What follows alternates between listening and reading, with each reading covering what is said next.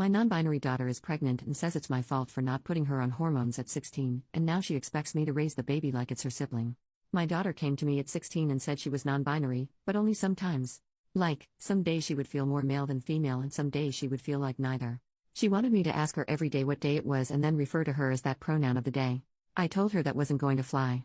Growing up, I spent a lot of time on LJ, LiveJournal, during the old Bun Self and Zen Self Zero Self days. People who think this is new to this generation are fooling themselves. I told her that I would call her the pronoun she wanted, and do my best to remember it day to day, but she was going to have to tell me what she wanted for that day. I wasn't going to play a daily guessing game. This went on for about a week or two until she finally seemed to grow tired or bored and just said I could call her her. Though she still identifies as non-binary. Fine. At least when it was going on she wanted she, he, or they. I'm sorry but I couldn't have done fox self/fox them with a straight face. So that's the pronoun story, and looking back where I think things started to go off the handle. Here's my real question. My daughter is now 18, pregnant, and seems to have lost her goddamned mind. Or I'm a jerk. You choose. This year has been a struggle. She wanted to take a break year before she goes to community college but can't keep a job. Apparently retail situations are too phobic against her non-binary state. My child looks, acts, and dresses exactly as a young adult female, by the way. When I ask how people are being phobic against her, she gets as prickly as a cactus, so I really don't know the details. She's been through 4 or 5 jobs this year, quit all of them. She won't consider call centers that aren't face-to-face because she doesn't like to talk on phones, and is apparently looking for a remote job without any luck. She's been unemployed since Thanksgiving. She quit her last job on Black Friday, in fact, and I was on the verge of laying down the law, telling her she either needs to go to school this upcoming semester full-time or get a full-time job or move out with her friends. But now she's come to me, she's 5 months pregnant. She's very angry at me, says it's my fault because 1. I didn't put her on puberty-blocking hormones when she came to me 2 years ago. 2. She believes I am in fact trying to feminize her by getting her birth control, the pill. She's been throwing her prescription away. This is where I might be the jerk. I called her a little idiot. We don't use that sort of language in my house, and I never call people names, especially my own child, but at that moment I could just see red. The hormone thing is a non-issue in my opinion because this is the first time I ever heard of her wanting hormones. What was I supposed to do? Go back in time? As for the birth control, it's also the first time I'm hearing anything about this. There are non-pill options that don't have estrogen. If that was her want, all she had to do was ask and I would have driven her to the doctor myself. Or she could have taken the car she has and done it. She has her own medical card even. Though to be fair, I don't know how she would have managed the copay without a job. I know for a fact her old high school gave out free rubbers like candy because her friends were always giggling over flavored sample packs and even blew a few of them up like balloons and left them around the house one time. She had all the birth control she could ever want and used none of it. It gets worse. We're way past the date of abortion. Again, I would have helped her if this had been her wish. We live in an abortion-protected state and can afford it. She's known she was pregnant since about 2 months and has come to think of her baby like a sibling. She expects me to raise it like it was mine. That this is my duty, in fact, because she says it is my refusal to accept her non-binary state that led to her being pregnant. So she was going to get a brother or sister and I was going to have another child. You can say my language grew sterner to versions of get your head out of your ass and congratulations, mommy, you have some hard decisions to make, and I said I would absolutely not raise her baby for her. She also refused to say who the father was. Now that I've cooled down, I'm really hoping she has a secret boyfriend. She does have some friends who were born male, but now also don't identify that way. We didn't even get there as I lost my mind when she said she thinks of her own baby as a sibling and wants me to raise it like my own child. She's locked herself in her room loudly wailing, I feel like crap warmed over. She's been in there for 12 hours, and as she has an attached bathroom, probably won't be coming out until she gets hungry. Considering it's been half a day I think she has snacks stored. I also don't know where to go from here. Being pregnant sucks and messes with your head, so I'd like to blame that in the fear she must be feeling, but I have the bad feeling I either raised a spoiled brat or someone with an emerging personality disorder. So I need to know from people who aren't emotionally involved, and maybe some people who are more in tune with this whole non-binary thing than I am. What do I do to help while also making her responsible for her own child? How can I help my daughter except she must do basically the most feminine thing you can do, give birth and possibly breastfeed, while being sensitive that she's non-binary? Am I just a big jerk here? Typing all this out it feels like my daughter is lost in crazy town. I'm still not raising her baby, but at what point do I drag a legal adult to the hospital? Edit, it's the middle of the night and she has decided to pack some of her clothes and stay with one of her friends. One who I suspect is the baby daddy. Before she left she told me that she already called the police and let them know that she was leaving of her own free will and was not in danger. Like I was going to report an 18-year-old adult as a runaway or something? It was insulting. I told her she needs to work out details if she wants to adopt with a father, and she was welcome back home when she had a plan in place. It was short because I heard her on the way out. I think she just meant to leave without saying anything. Thank you for your kind comments and advice, Reddit. I'm going to sleep. Update 10 days later, I took some time to update because I needed to get my head around it. It still doesn't make sense. My daughter finally unblocked me. She and the person who got her pregnant wanted to talk to me at a public place. We chose IHOP.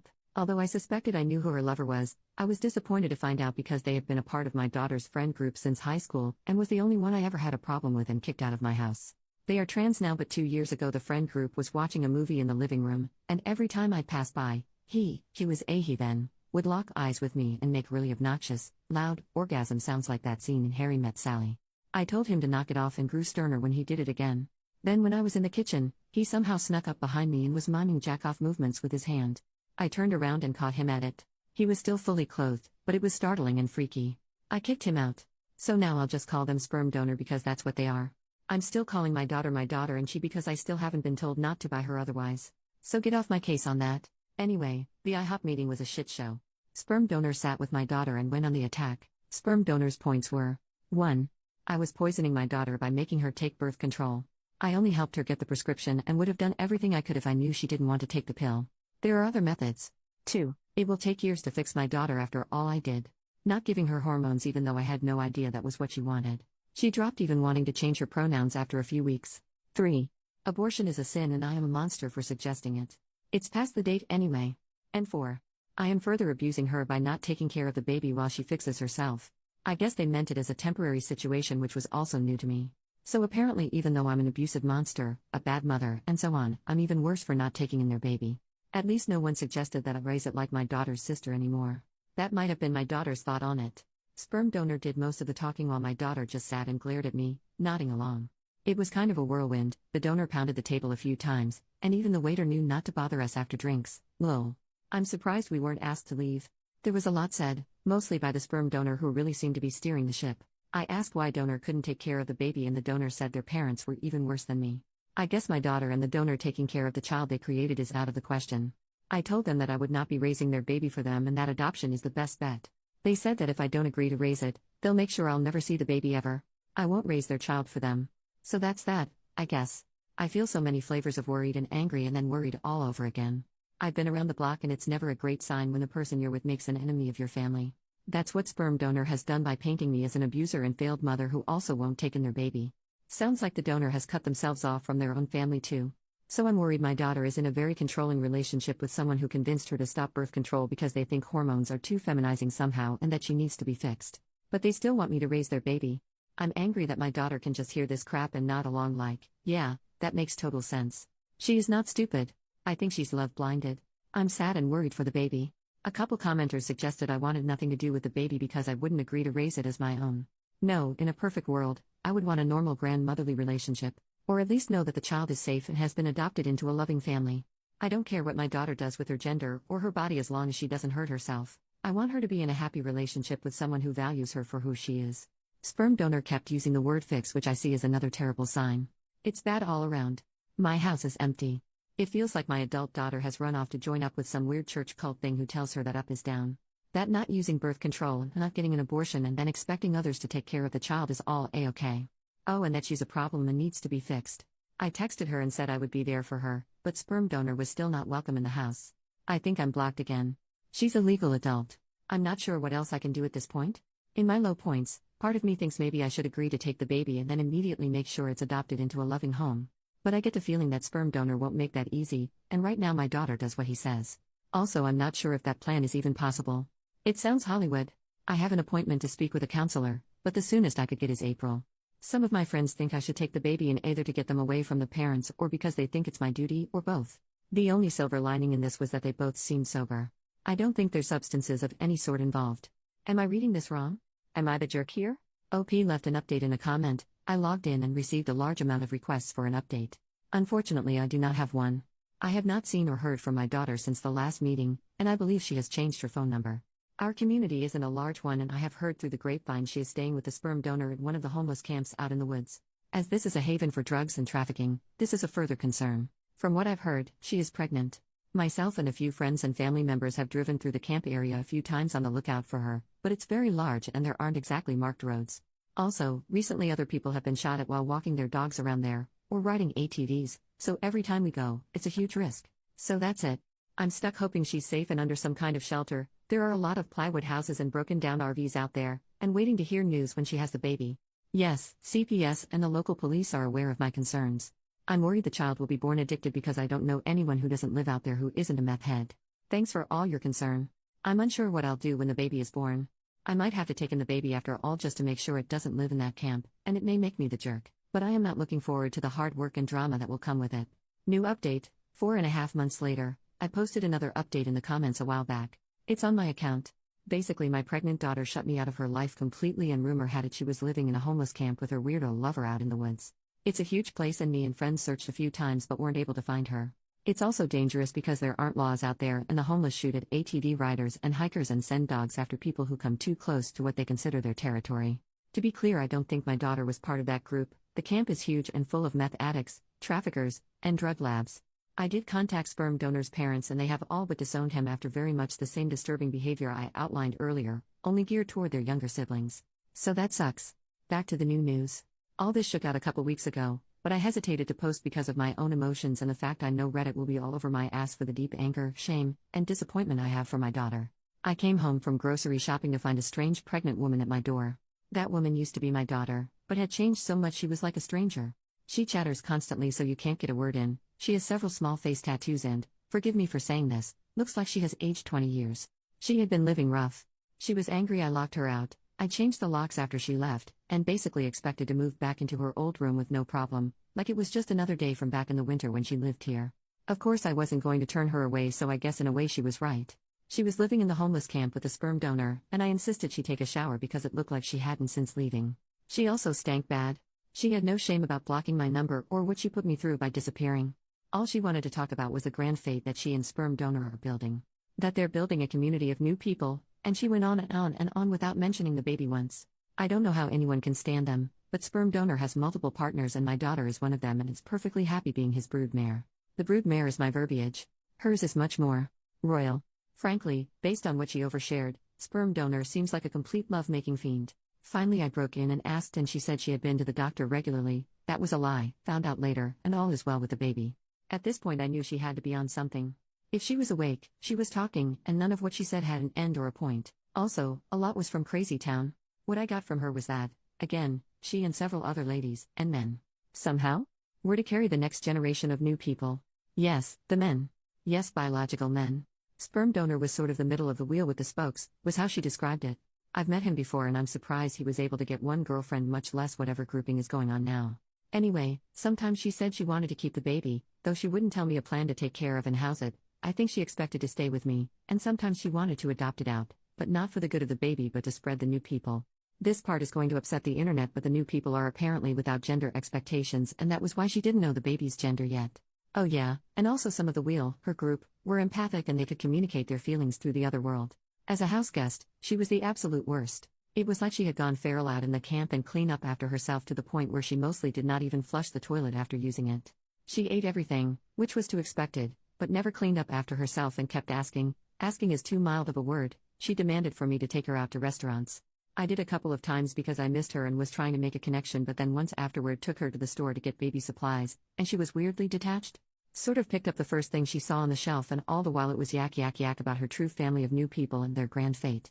Anyway, I finally got out of her that she expected the baby in mid-July, which put her outside the time frame she originally gave me. I had it on my calendar. I was obsessed with a possible due date because I didn't know if she was find a baby on my doorstep or what, and yes, she was under the care of a doctor. Both lies. Getting her to focus on one subject was impossible. She would only stop talking long enough to take a breath and only listen long enough to you to stop for your own before she'd launch into a new thing, usually around sperm donor, who she loved but was nowhere in sight and was chilling back at the camp with the rest of his breeding stock or whatever. Basically I was waiting for her to come down off whatever high she was on, when she went into full-blown labor. It was a complete shit show. She was having pains but her water hadn't broken yet. At the hospital it came out that she had not been to the doctor once for the baby. There are programs in our state that cover pregnancies, so that put her at high risk, so she was admitted immediately. That's when the switch flipped and she became hateful against nurses and doctors. She said the worst things and they were absolute saints in return. She also had, delusions of grandeur and told them she was their queen and accused them of trying to punish her. It was so wild. I can't even describe the monster she became. So hateful. Racist, vicious, and the worst things you can say to people, she said them. She wasn't in hard labor yet, so it wasn't entirely the pain. I pulled one nurse aside and told her where she had been living and that I suspected substances, though I hadn't caught her using yet. They were so professional and gave her painkillers that helped her mood. Not gonna lie, they doped her up because she was acting wild. Imagine my surprise when her blood work came out clean. I wasn't there for the birth because she didn't want me in the room with her, and heaven help me, I was a little relieved because I was ashamed of her behavior, but I did talk to a social worker on staff to let them know everything I did. The lady was very nice but couldn't speculate officially on my daughter's mental state.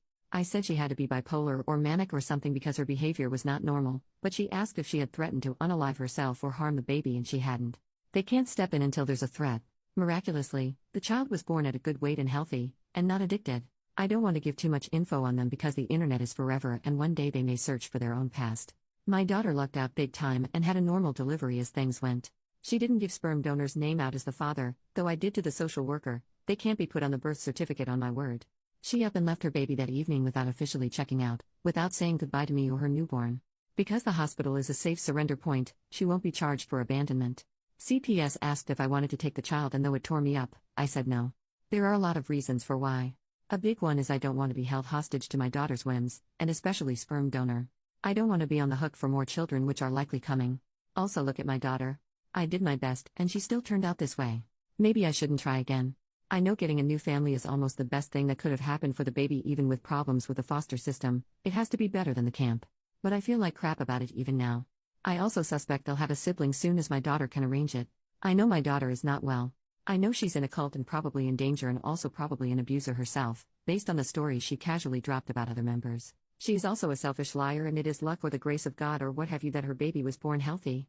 She is rolling the dice on her life and the life of her future children. She's sick and under a fiend's control and now thinks she has magic thought powers, but she has some responsibility in this too. All the rest of the transgender stuff with her lover, and if she is non-binary or not from the past, doesn't matter. She's an adult and is making some bad choices. It's hard for me to type out, but the way she treated the hospital staff was so cruel. Seriously, I had to use a thesaurus to describe it because I can't even describe fully how bad it was. It showed me that whatever else, she thinks other people are below her. It's more than the mania. I'm just there to serve her, whenever she sees fit. She knew she would be giving birth soon, so she came home and expected me to take care of her. I did, of course, because she was 9 months pregnant. And the second she didn't have any more need of me, or the baby she had just given birth to, it was easy to take off again. I listened to her for days and she expressed no feelings of hope for the baby other than a vehicle to spread their movement. No worry about their future life, and no more comments on me raising them as a sibling. She made the choice to leave and go back to sperm donor's harem or will or whatever. Sick or not, I'm ashamed to have raised someone with these kinds of values. Mentally ill people aren't bad people, but she has gone beyond merely bad choices.